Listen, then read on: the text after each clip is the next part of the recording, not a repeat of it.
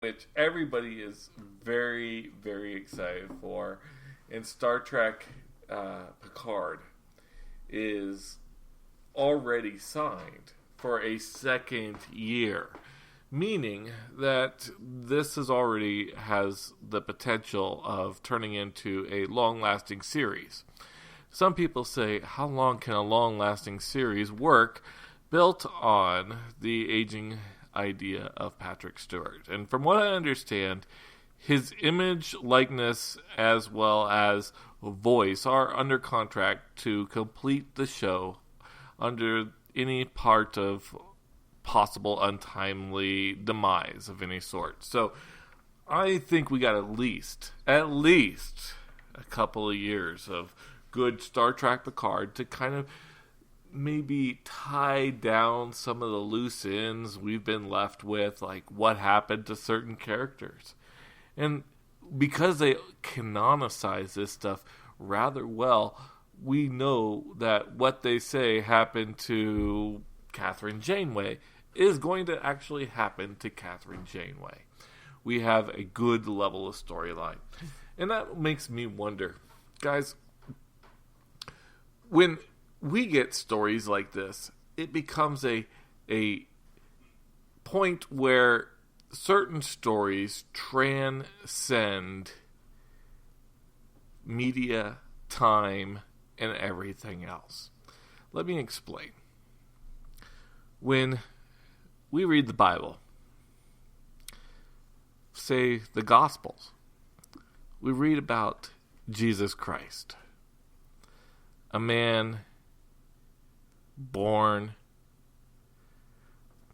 basically raised by people, and this gifts and prophecies develop, and it's kind of a long process till they eventually know that Jesus Christ dies and resurrection and all these other things. But if you take a look at other characters, say Harry Potter or even Superman, you'll find certain similarities blended into these pop culture characters that allow for you to actually hear the stories of some of these biblical characters without ever knowing you're hearing a biblical story about a biblical character.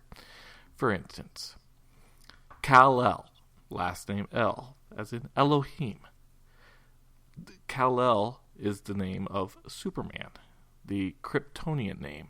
Krypton, a place from the heavens, coming down to Earth, to two adoptive type parents who raise him with good moral characters and learning to eventually become the savior for mankind when he could end up being a king to mankind. And then eventually dying and resurrecting. All these stories mimic other stories. So I'm asking others, if you have an opportunity, please call us right now, 405-534-4747, and let us know where you've seen some similarities in other stories of the Bible inside of pop culture. Now, I'm going to go ahead and tell you mine because it has to do with Picard.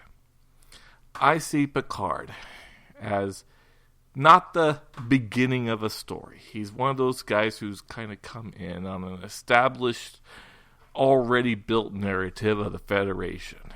But he's putting this narrative together, and he's making major decisions and being a peacekeeper. I see Picard much like the Apostle Paul, a revolutionary, strong, moralistic, a person not going to shy away from any conflicts or controversy, but be willing to stand on the merits and the principles that he knows are strong for him. That's why I think Paul and Picard are very good models of each other. Now, of course, Paul had a different past, and Picard had one that was almost pristine, but the idea is there. Annie, do you have any sort of like parallels in your life that you can draw on, or in pop culture that you could draw on that sound like they might parallel a Christian or maybe even another spiritual character? You say, wow, there's so many similarities between this person and this biblical person or this other spiritual person that has to be some sort of basis of relationship. And who are your moral characters? Who are your moral mentors? Who are the people out there, be it the Bible or pop cultures, who made that kind of impact on who Annie Carey is today? Don't tell me Edward from Twilight. I will leave right now. So, it wasn't Edward, it was actually Jacob. Just kidding. Team Jacob, huh? You know, in my life, I guess I've kind of I just touched on Christianity, as you know. You are my one. And no, I'm not just saying this for radio purposes. You are my main mentor for... I know, I'm just saying. They're going to think I keep you in a dungeon. Pay me for this. I swear. You better say that or else. Or else, yeah, right? I'll beat you at the bottom of my shoe. Thank you this time. I appreciate it. The top really hurt. But no, we don't advocate violence here. But for violence. But anyway. No, I mean, no, it's true. I mean, I really, when I was watching, the stuff I used to watch before, I never really drew that parallel to Christianity. So when you first mentioned Superman being a Christ figure, and what goes into my head is that picture or that image where he's flying, just hovering above the people, and they all have their hands out. And then when you made that parallel, I was wowed by it. I was like, is there anything out there that actually mentions this type, of parallel? And I honestly haven't. Well, no, I think we did find something a while back, but other than that, there's nothing. So when you made that, it was wow for me. It was eye-opening. It made me see, I guess, well, not yet, but I mean, I'm starting to see things in more of a religious image or a Christ image. So yeah, I can't really say anything. Now you're going to think I'm a little sadistic. There is this movie called Brightburn. Have you heard of it? No. Okay, this is the opposite. This is what would happen to Superman, I guess, if you did believe in Satan, which I do not. But if Satan were supposed to be kind of like the opposite of Superman, this is exactly who this character would be. And he uses his powers for evil instead of good. And honestly, that's kind of like one of the only movies, I guess, that I could say, as after you pointing that out, reminded me of that. What would happen if Jesus used his powers for evil? So I know it's a little sadistic, but the show.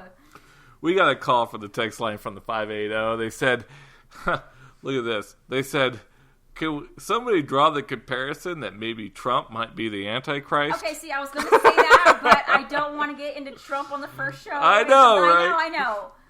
But, that's a kind of a hot button issue right now, and we all have our own opinions about Sir Trump, but thank you, caller, for actually mentioning that.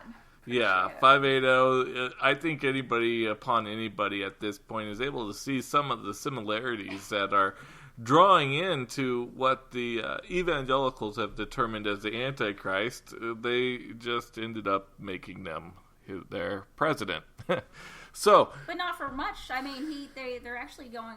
Sorry, not to keep going about this, but they're actually flipping. I've read. Yes, it seems that the polls are starting to shift in another direction, and that some of the evangelicals have finally found enough.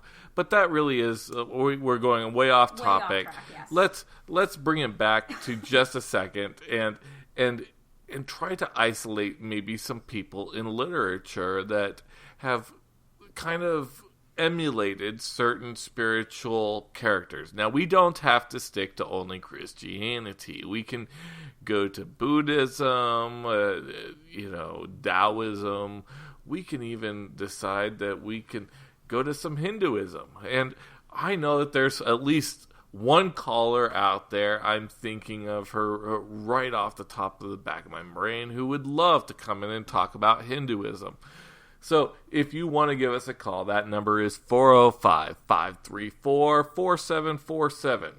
We hope to hear from you and give us an idea of what type of literary characters inside of the world out there today, or even just TV, are matching these spiritual ones. So one of the ones that have kind of like come to me are the ones who lead exoduses. We know like Moses and stuff like that has like led people out of oppression. There are always people who sacrifice things in stories for the greater good of people.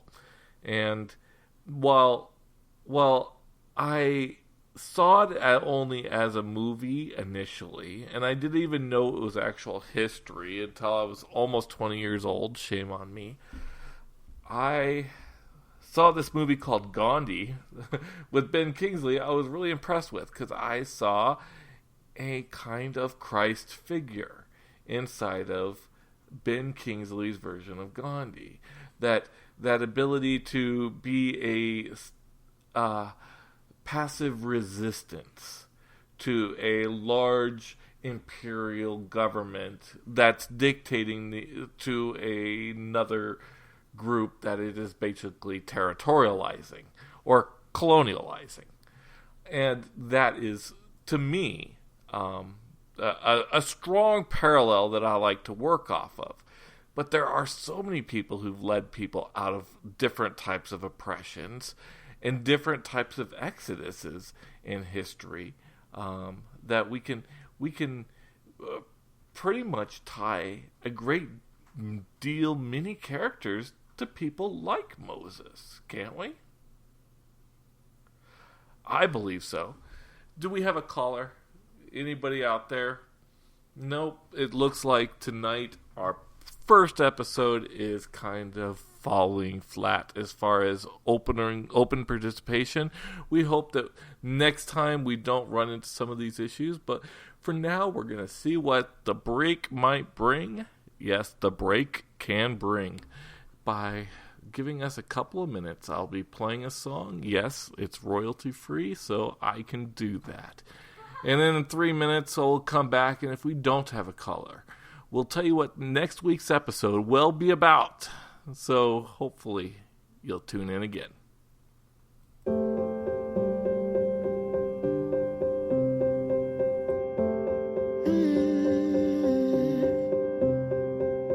I won't get close to your heartache.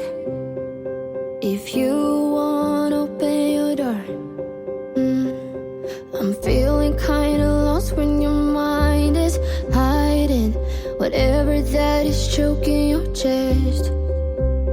I can see it in your eyes that you're shaking, 'cause you're holding it back. Maybe you'll make up your mind, now I'm here by your side. So let it all out of me. Let it all out of me. Oh, I will hold you in the dark, make you forget about what's wrong. Let it all out of me.